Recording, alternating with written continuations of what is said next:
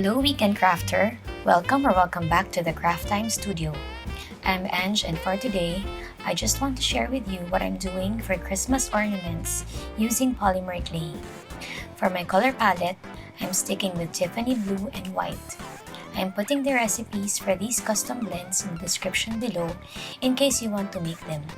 For materials, you will need a detail needle, some liquid Sculpey, a brush, some white mica, a silicone mold of different snowflakes and stars, and a pasta ruler. You will also need a circular cutter about 2.75 inches in diameter.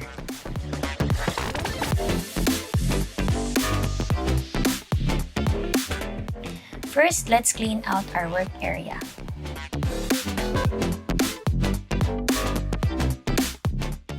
Roll out the Tiffany blue clay into the number 4 setting in the pasta roller. Then, trace the circle shape on the clay and clean out the edges.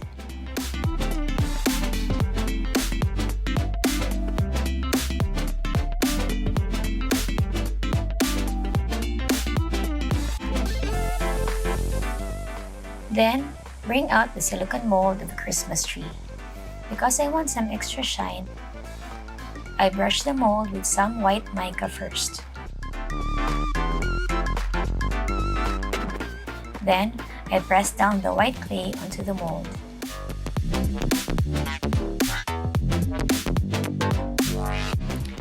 Use a tissue blade to scrape off the excess clay, similar to how you would do a satin slice.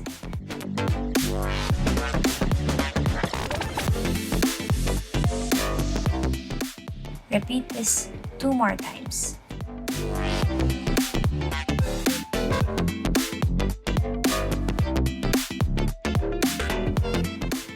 Set the trees aside first and bring out the alphabet stamps. I use a small circle to make a guide as to where the letters should fall.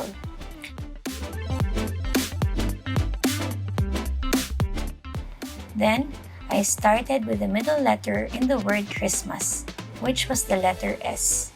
Doing this helps me space out the remaining letters.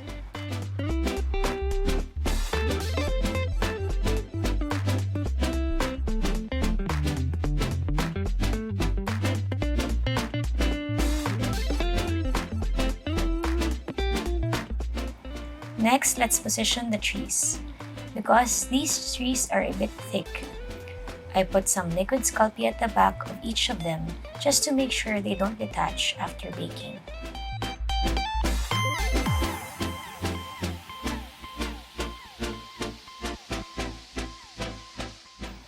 Then I get my detail needle to texture the trees.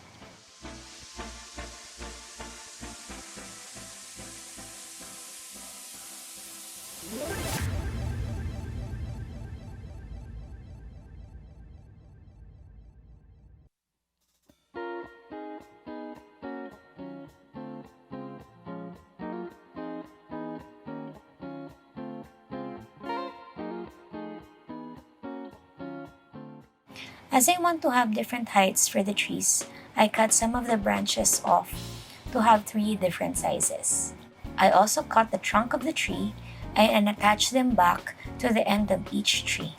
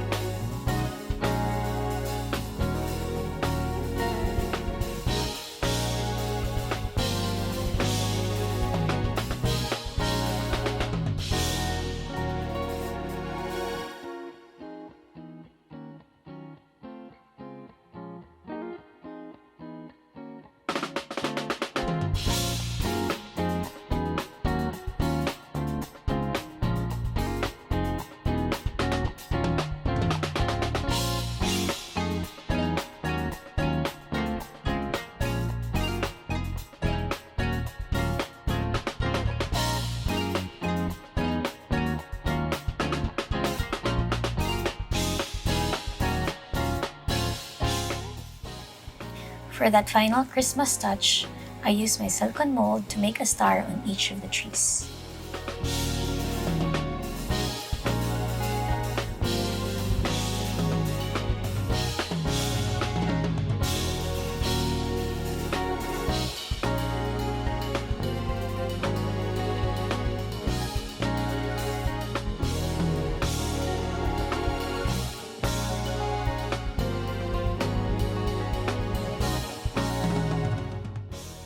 I also decided to add some snowflakes.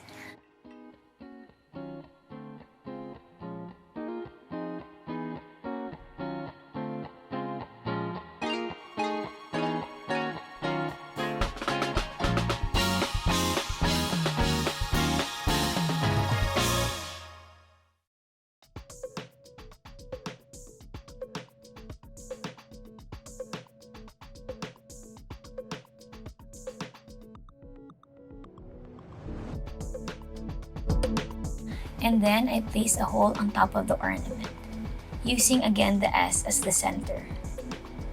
Then, I brush all the white parts with white mica for additional sparkle.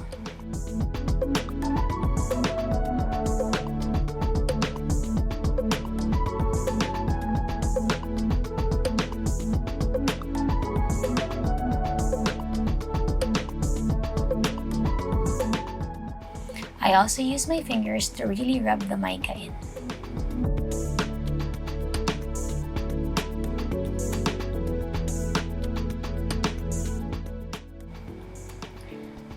After it's baked, buff out the edges. I use an electric nail file to make things easier.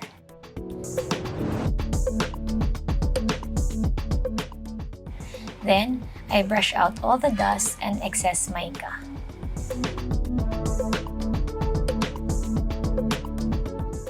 To fill out the letters, I use metallic paint and a thin brush. This is actually an additional step in as you can leave the ornament as it is. But I really loved how the metallic paint looked.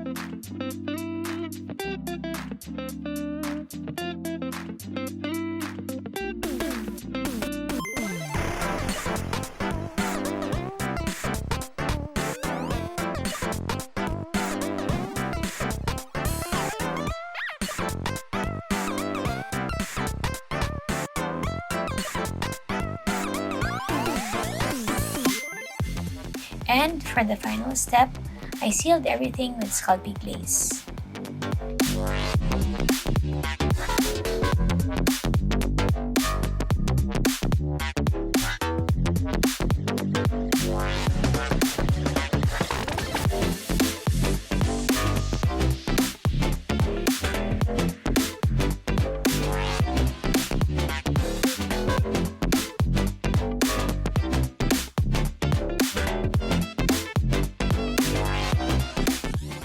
Then, just thread a string through the hole and you can hang this up on your Christmas tree or add to your wreath decor. This is a decor that is very easy to customize. You can stamp on the names of the people that you want to give this to, or place the year, or even stamp on your personal message. I hope that you like this video. I love making Christmas things, so if you want to see other Christmas ideas, do leave a message down below.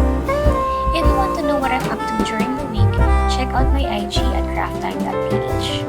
Have a crafty weekend!